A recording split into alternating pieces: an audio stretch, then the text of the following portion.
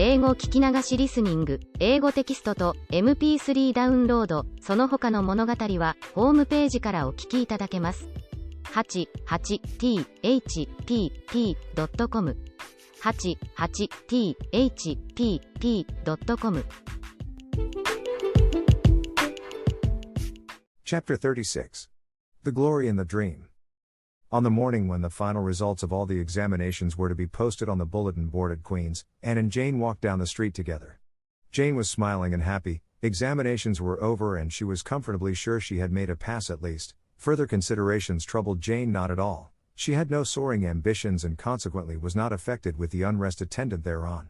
For we pay a price for everything we get or take in this world, and although ambitions are well worth having, they are not to be cheaply won, but exact their dues of work and self-denial, anxiety and discouragement. Anne was pale and quiet. In 10 more minutes she would know who had won the medal and who the Avery. Beyond those 10 minutes there did not seem, just then, to be anything worth being called time.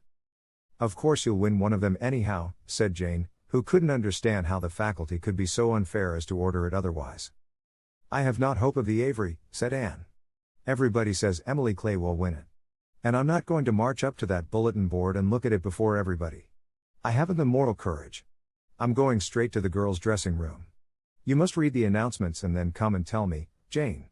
And I implore you in the name of our old friendship to do it as quickly as possible. If I have failed, just say so, without trying to break it gently, and whatever you do, don't sympathize with me. Promise me this, Jane. Jane promised solemnly, but, as it happened, there was no necessity for such a promise. When they went up the entrance steps of Queen's they found the hall full of boys who were carrying Gilbert Blythe around on their shoulders and yelling at the tops of their voices, "Hurrah for Blythe, medalist!" For a moment Anne felt one sickening pang of defeat and disappointment. So she had failed and Gilbert had won. Well, Matthew would be sorry, he had been so sure she would win. And then somebody called out. 3 cheers for Miss Shirley, winner of the Avery. Oh, Anne, gasped Jane, as they fled to the girls' dressing room amid hearty cheers. Oh, and I'm so proud. Isn't it splendid? And then the girls were around them and Anne was the center of a laughing, congratulating group. Her shoulders were thumped and her hands shaken vigorously. She was pushed and pulled and hugged, and among it all she managed to whisper to Jane. Oh, won't Matthew and Marilla be pleased? I must write the news home right away. Commencement was the next important happening. The exercises were held in the big assembly hall of the academy. Addresses were given, essays read, songs sung, the public award of diplomas, prizes and medals made. Matthew and Marilla were there, with eyes and ears for only one student on the platform, a tall girl in pale green, with faintly flushed cheeks and starry eyes, who read the best essay and was pointed out and whispered about as the Avery winner. Reckon you're glad we kept her, Marilla? Whispered Matthew, speaking for the first time since he had entered the hall, when Anne had finished her essay. It's not the first time I've been glad, retorted Marilla. You do like to rub things in, Matthew Cuthbert. Miss Barry, who was sitting behind them, leaned forward and poked Marilla in the back with her parasol. Aren't you proud of that, Anne girl? I am, she said. And went home to Avonlea with Matthew and Marilla that evening. She had not been home since April and she felt that she could not wait another day. The apple blossoms were out and the world was fresh and young. Diana was at Green Gables to meet her. In her own white room, where Marilla had set a flowering house rose on the windowsill, and looked about her and drew a long breath of happiness. Oh Anna, it's so good to be back again.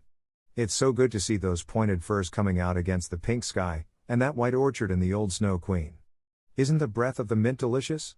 And that tea rose, why, it's a song and a hope and a prayer all in one.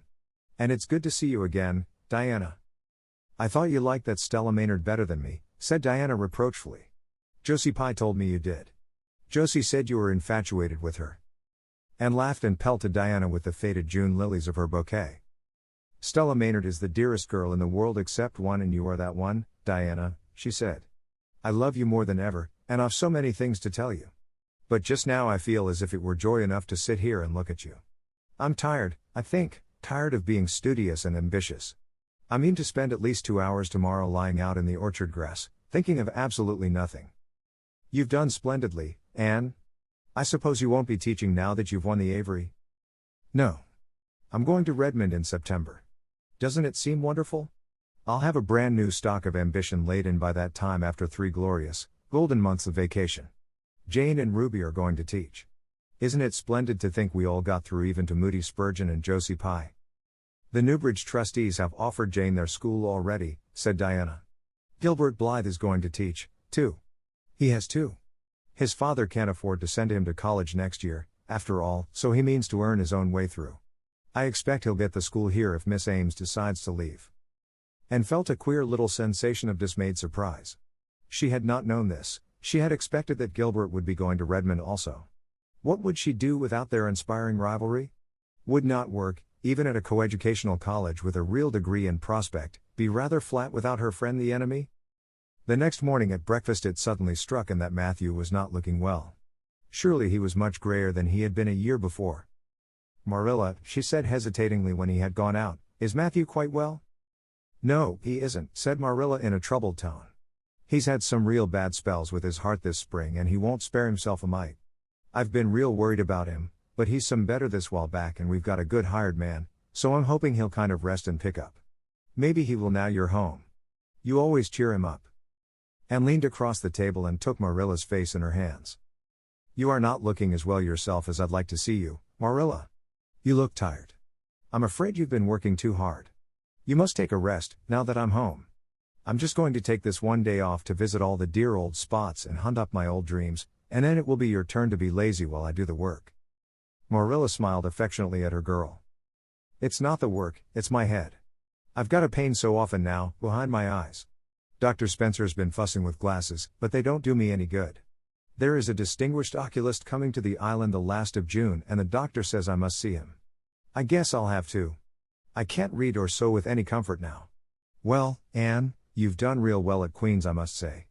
To take first-class license in 1 year and win the Avery Scholarship, well, Mrs. Lynde says pride goes before a fall and she doesn't believe in the higher education of women at all. She says it unfits them for woman's true sphere. I don't believe a word of it. Speaking of Rachel reminds me, did you hear anything about the Abbey Bank lately, Anne? I heard it was shaky, answered Anne. Why? That is what Rachel said. She was up here one day last week and said there was some talk about it. Matthew felt real worried. All we have saved is in that bank, every penny. I wanted Matthew to put it in the savings bank in the first place, but old Mr. Abbey was a great friend of father's and he'd always banked with him. Matthew said any bank with him at the head of it was good enough for anybody. I think he has only been its nominal head for many years, said Anne. He is a very old man, his nephews are really at the head of the institution. Well, when Rachel told us that, I wanted Matthew to draw our money right out and he said he'd think of it. But Mr. Russell told him yesterday that the bank was all right. And had her good day in the companionship of the outdoor world. She never forgot that day, it was so bright and golden and fair, so free from shadow and so lavish of blossom. And spent some of its rich hours in the orchard. She went to the Dryad's Bubble in Willowmere and Violet Vale, she called at the manse and had a satisfying talk with Mrs. Allen, and finally in the evening she went with Matthew for the cows, through Lover's Lane to the back pasture. The woods were all gloried through with sunset and the warm splendor of it streamed down through the hill gaps in the west. Matthew walked slowly with bent head, Anne, tall and erect, suited her springing step to his. You've been working too hard today, Matthew, she said reproachfully. Why won't you take things easier? Well now, I can't seem to, said Matthew, as he opened the yard gate to let the cows through. It's only that I'm getting old, Anne, and keep forgetting it. Well, I've always worked pretty hard and I'd rather drop in harness. If I had been the boy you sent for, said Anne wistfully, I'd be able to help you so much now and spare you in 100 ways. I could find it in my heart to wish I had been, just for that. Well now, I'd rather have you than a dozen boys, Anne, said Matthew patting her hand. Just mind you that, rather than a dozen boys. Well now, I guess it wasn't a boy that took the Avery Scholarship, was it? It was a girl, my girl that I'm proud of. He smiled his shy smile at her as he went into the yard. And took the memory of it with her when she went to her room that night and sat for a long while at her open window, thinking of the past and dreaming of the future. Outside the Snow Queen was mistily white in the moonshine, the frogs were singing in the marsh beyond Orchard Slope. And always remembered the silvery, peaceful beauty and fragrant calm of that night. It was the last night before sorrow touched her life, and no life is ever quite the same again when once that cold, sanctifying touch has been laid upon it. Chapter 37. The Reaper Whose Name is Death. Matthew, what is the matter? Matthew, are you sick?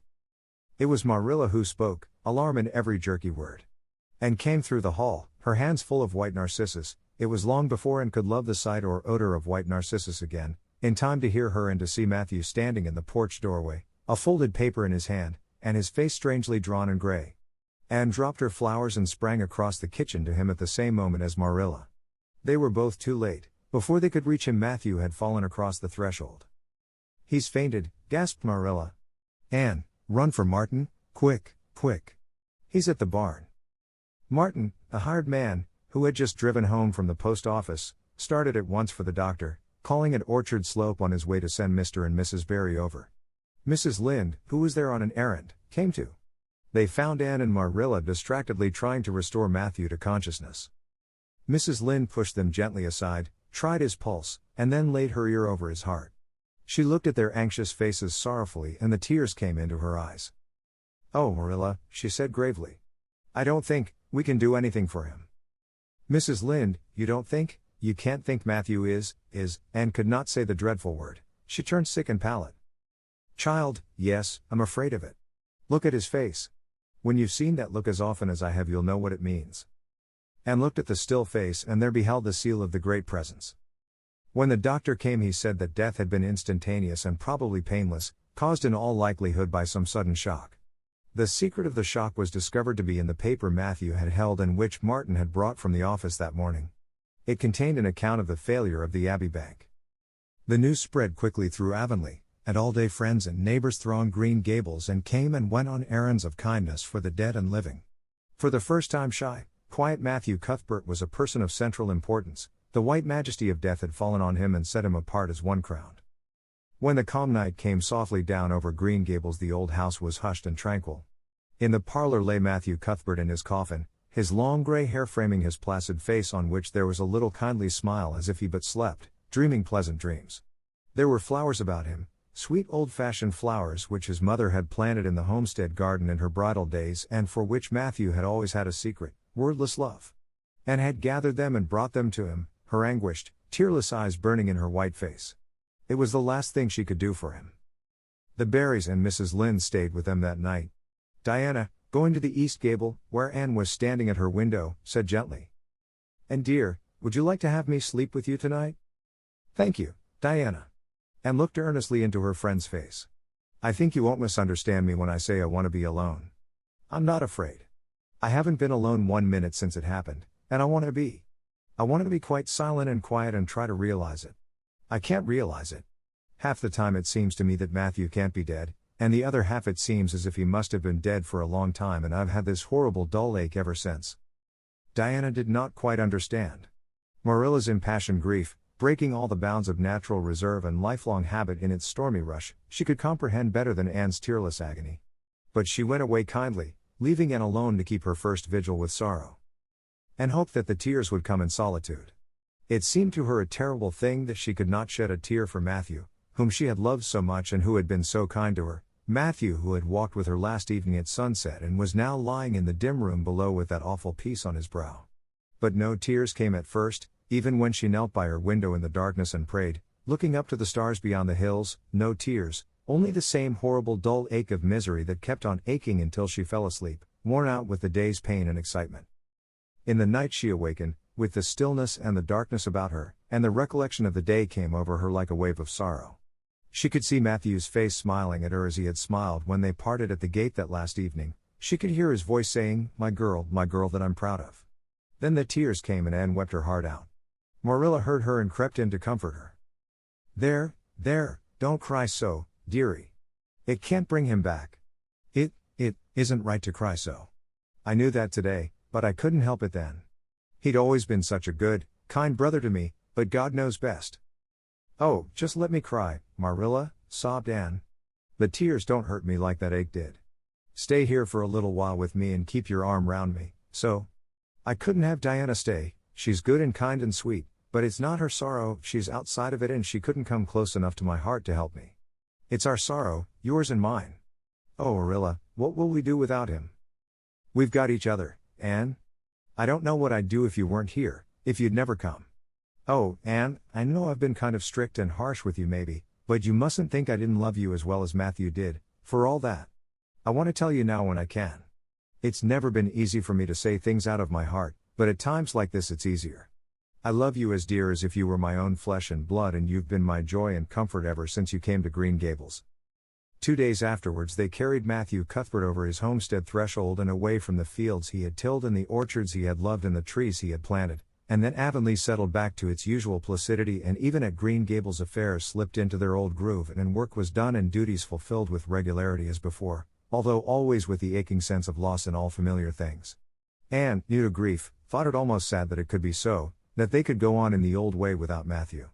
She felt something like shame and remorse when she discovered that the sunrises behind the firs and the pale pink buds opening in the garden gave her the old inrush of gladness when she saw them, that Diana's visits were pleasant to her and that Diana's merry words and ways moved her to laughter and smiles, that, in brief, the beautiful world of blossom and love and friendship had lost none of its power to please her fancy and thrill her heart, that life still called to her with many insistent voices. It seems like disloyalty to Matthew, somehow, to find pleasure in these things now that he is gone, she said wistfully to Mrs. Allen one evening when they were together in the manse garden.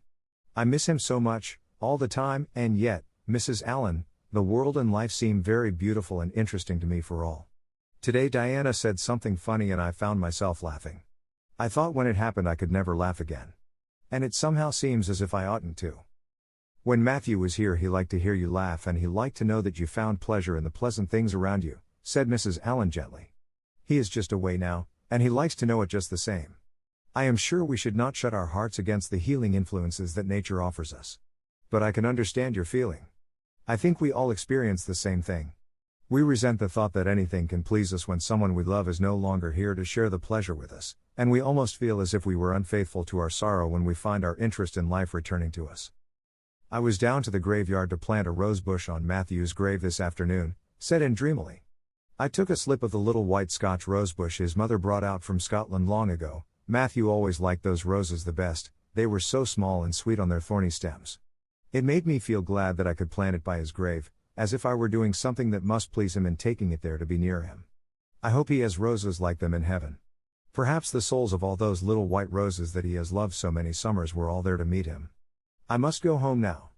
Marilla is all alone and she gets lonely at twilight. She will be lonelier still, I fear, when you go away again to college, said Mrs. Allen. Anne did not reply. She said good night and went slowly back to Green Gables. Marilla was sitting on the front door steps and Anne sat down beside her. The door was open behind them, held back by a big pink conch shell with hints of sea sunsets in its smooth inner convolutions. Anne gathered some sprays of pale yellow honeysuckle and put them in her hair. She liked the delicious hint of fragrance, as some aerial benediction, above her every time she moved.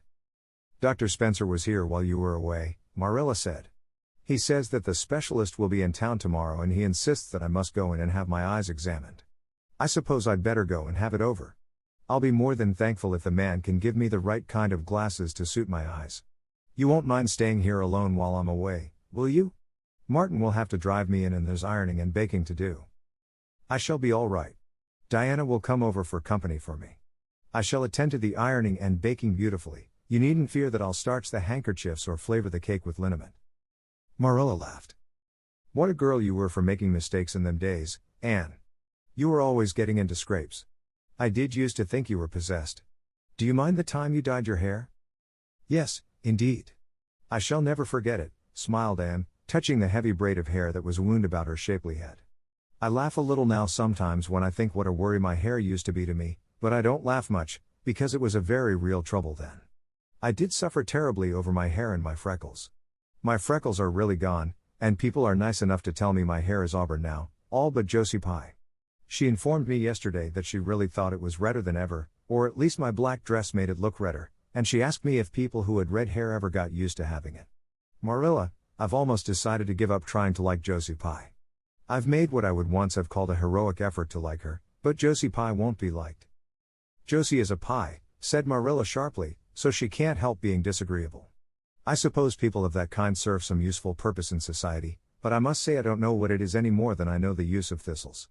Is Josie going to teach? No, she is going back to Queen's next year. So are Moody Spurgeon and Charlie Sloane. Jane and Ruby are going to teach and they have both got schools, Jane at Newbridge and Ruby at some place up west. Gilbert Blythe is going to teach too, isn't he? Yes, briefly. What a nice-looking fellow he is, said Marilla absently. I saw him in church last Sunday and he seemed so tall and manly. He looks a lot like his father did at the same age. John Blythe was a nice boy. We used to be real good friends, he and I. People called him my beau. Anne looked up with swift interest. Oh, Marilla, and what happened? Why didn't you? We had a quarrel.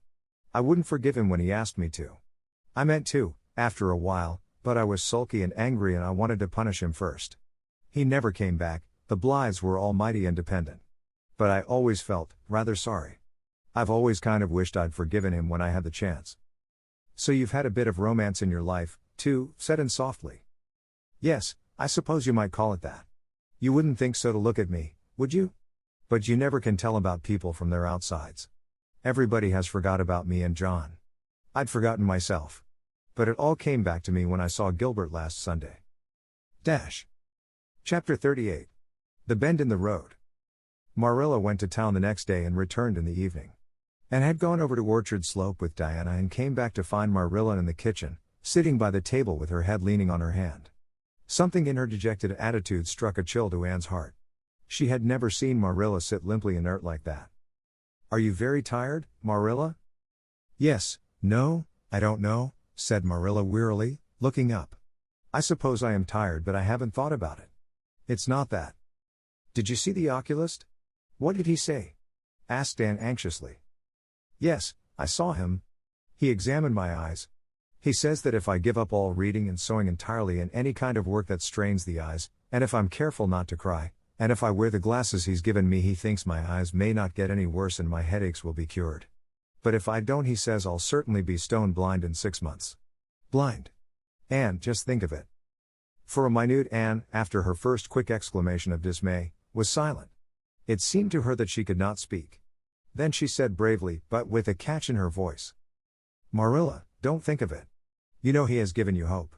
If you are careful you won't lose your sight altogether, and if his glasses cure your headaches it will be a great thing. I don't call it much hope, said Marilla bitterly. What am I to live for if I can't read or sew or do anything like that? I might as well be blind, or dead. And as for crying, I can't help that when I get lonesome. But there, it's no good talking about it. If you'll get me a cup of tea I'll be thankful. I'm about done out.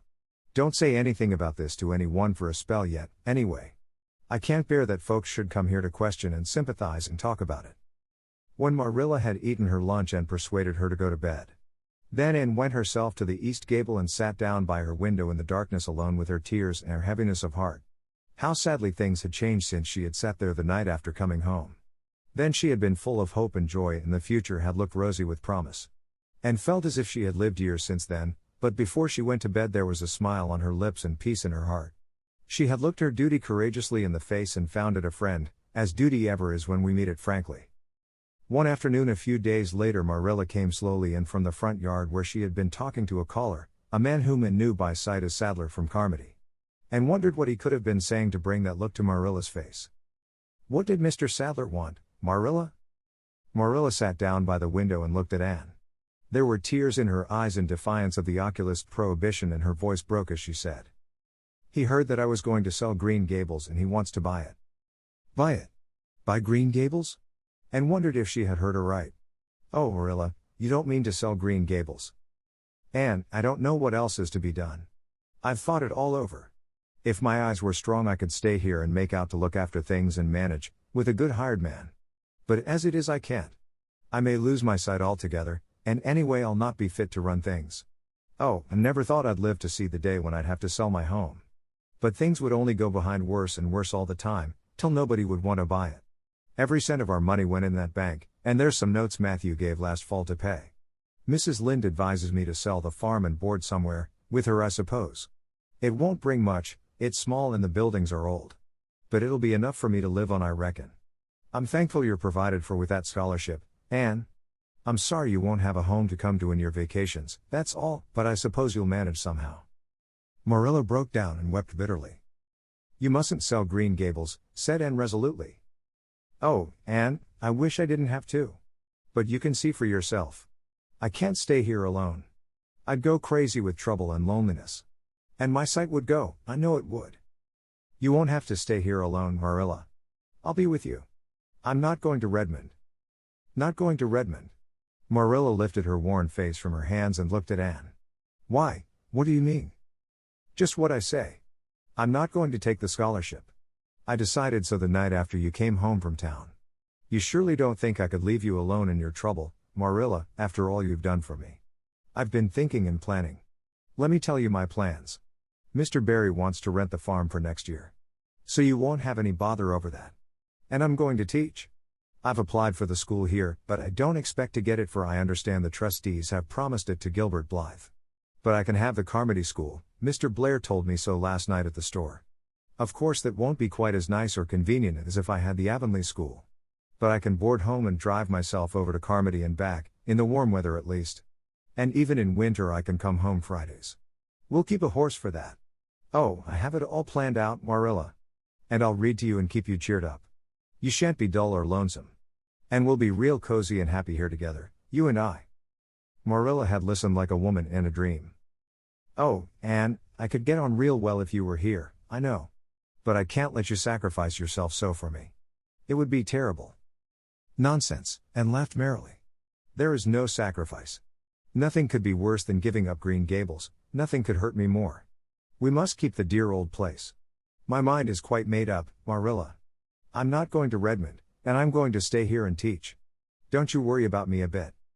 But your ambitions, and I'm just as ambitious as ever. Only, I've changed the object of my ambitions. I'm going to be a good teacher, and I'm going to save your eyesight. Besides, I mean to study at home here and take a little college course all by myself. Oh, I've dozens of plans, Marilla. I've been thinking them out for a week. I shall give life here my best, and I believe it will give its best to me in return. When I left Queens my future seemed to stretch out before me like a straight road. I thought I could see along it for many a milestone. Now there is a bend in it. I don't know what lies around the bend, but I'm going to believe that the best does. It has a fascination of its own, that bend, Marilla. I wonder how the road beyond it goes, what there is of green glory and soft, checkered light and shadows, what new landscapes, what new beauties, what curves and hills and valleys further on. I don't feel as if I ought to let you give it up, said Marilla, referring to the scholarship. But you can't prevent me. I'm 16 and a half, obstinate as a mule, as Mrs. Lynde once told me, laughed Anne. Oh, Marilla, don't you go pitying me. I don't like to be pitied, and there is no need for it. I'm heart glad over the very thought of staying at dear Green Gables. Nobody could love it as you and I do, so we must keep it. You blessed girl, said Marilla, yielding. I feel as if you'd given me new life. I guess I ought to stick out and make you go to college, but I know I can't, so I ain't going to try. I'll make it up to you though, Anne. When it became noised abroad in Avonlea that Anne Shirley had given up the idea of going to college and intended to stay home and teach, there was a good deal of discussion over it. Most of the good folks, not knowing about Marilla's eyes, thought she was foolish. Mrs. Allen did not. She told Anne so in approving words that brought tears of pleasure to the girl's eyes. Neither did good Mrs. Lynde. She came up one evening and found Anne and Marilla sitting at the front door in the warm, scented summer dusk. They liked to sit there when the twilight came down and the white moths flew about in the garden and the odor of mint filled the dewy air. Mrs. Rachel deposited her substantial person upon the stone bench by the door, behind which grew a row of tall pink and yellow hollyhocks, with a long breath of mingled weariness and relief. I declare I'm getting glad to sit down. I've been on my feet all day, and 200 pounds is a good bit for 2 feet to carry round. It's a great blessing not to be fat, Marilla. I hope you appreciate it. Well, Anne, I hear you've given up your notion of going to college. I was real glad to hear it. You've got as much education now as a woman can be comfortable with. I don't believe in girls going to college with the men and cramming their heads full of Latin and Greek and all that nonsense. But I'm going to study Latin and Greek just the same, Mrs. Lynde said in laughing. I'm going to take my arts course right here at Green Gables, and study everything that I would at college. Mrs. Lynde lifted her hands in holy horror. And surely, you'll kill yourself. Not a bit of it. I shall thrive on it. Oh, I'm not going to overdo things. As Josiah Allen's wife says, I shall be Medjum. But I'll have lots of spare time in the long winter evenings, and I've no vocation for fancy work. I'm going to teach over at Carmody, you know. I don't know it. I guess you're going to teach right here in Avonlea. The trustees have decided to give you the school. Mrs. Lynde, cried Anne, springing to her feet in her surprise. Why, I thought they had promised it to Gilbert Blythe. So they did. But as soon as Gilbert heard that you had applied for it, he went to them. They had a business meeting at the school last night, you know, and told them that he withdrew his application, and suggested that they accept yours. He said he was going to teach at White Sands. Of course he knew how much you wanted to stay with Marilla, and I must say I think it was real kind and thoughtful in him, that's what. Real self-sacrificing, too, for he'll have his board to pay at White Sands, and everybody knows he's got to earn his own way through college. So the trustees decided to take you. I was tickled to death when Thomas came home and told me. I don't feel that I ought to take it, murmured Anne. I mean, I don't think I ought to let Gilbert make such a sacrifice for me. I guess you can't prevent him now. He's signed papers with the White Sands trustees. So it wouldn't do him any good now if you were to refuse. Of course you'll take the school. You'll get along all right, now that there are no pies going. Josie was the last of them, and a good thing she was, that's what. There's been some pie or other going to Avonlea School for the last 20 years, and I guess their mission in life was to keep school teachers reminded that Earth isn't their home. Bless my heart. What does all that winking and blinking at the Barry Gable mean? Diana is signaling for me to go over, laughed Anne. You know we keep up the old custom. Excuse me while I run over and see what she wants. Anne ran down the clover slope like a deer, and disappeared in the furry shadows of the haunted wood. Mrs. Lynde looked after her indulgently. There's a good deal of the child about her yet in some ways. There's a good deal more of the woman about her in others, retorted Marilla with a momentary return of her old crispness. But crispness was no longer Marilla's distinguishing characteristic. As Mrs. Lynde told her Thomas that night. Marilla Cuthbert has got mellow. That's what. And went to the little Avonlea graveyard the next evening to put fresh flowers on Matthew's grave and water the Scotch rosebush. She lingered there until dusk, liking the peace and calm of the little place, with its poplars whose rustle was like low, friendly speech, and its whispering grasses growing at will among the graves. When she finally left it and walked down the long hill that sloped to the lake of shining waters, it was past sunset and all Avonlea lay before her in a dreamlike afterlight, a haunt of ancient peace. There was a freshness in the air as of a wind that had blown over honey-sweet fields of clover. Home lights twinkled out here and there among the homestead trees. Beyond lay the sea, misty and purple, with its haunting, unceasing murmur. The west was a glory of soft mingled hues, and the pond reflected them all in still softer shadings. The beauty of it all thrilled Anne's heart, and she gratefully opened the gates of her soul to it. Dear old world, she murmured, you are very lovely, and I am glad to be alive in you. Halfway down the hill a tall lad came whistling out of a gate before the Blythe homestead. It was Gilbert, and the whistle died on his lips as he recognized Anne. He lifted his cap courteously, but he would have passed on in silence, if Anne had not stopped and held out her hand. Gilbert, she said, with scarlet cheeks, I want to thank you for giving up the school for me. It was very good of you, and I want you to know that I appreciate it. Gilbert took the offered hand eagerly. It wasn't particularly good of me at all, Anne. I was pleased to be able to do you some small service. Are we going to be friends after this? Have you really forgiven me my old fault? Anne laughed and tried unsuccessfully to withdraw her hand. I forgave you that day by the pond landing, although I didn't know it. What a stubborn little goose I was. I may as well make a complete confession, I've been sorry ever since. We are going to be the best of friends, said Gilbert, jubilantly. We were born to be good friends, Anne. You've thwarted destiny enough. I know we can help each other in many ways. You are going to keep up your studies, aren't you? So when I come, I'm going to walk home with you. Marilla looked curiously at Anne when the latter entered the kitchen. Who was that came up the lane with you, Anne? Gilbert Blythe, answered Anne, vexed to find herself blushing. I met him on Barry's Hill. I didn't think you and Gilbert Blythe were such good friends that you'd stand for half an hour at the gate talking to him, said Marilla with a dry smile. We haven't been, we've been good enemies. But we have decided that it will be much more sensible to be good friends in the future. Were we really there half an hour? It seemed just a few minutes. But, you see, we have 5 years lost conversations to catch up with, Marilla. And sat long at her window that night companioned by a glad content. The wind purred softly in the cherry boughs, and the mint breaths came up to her. The stars twinkled over the pointed firs in the hollow and Diana's light gleamed through the old gap.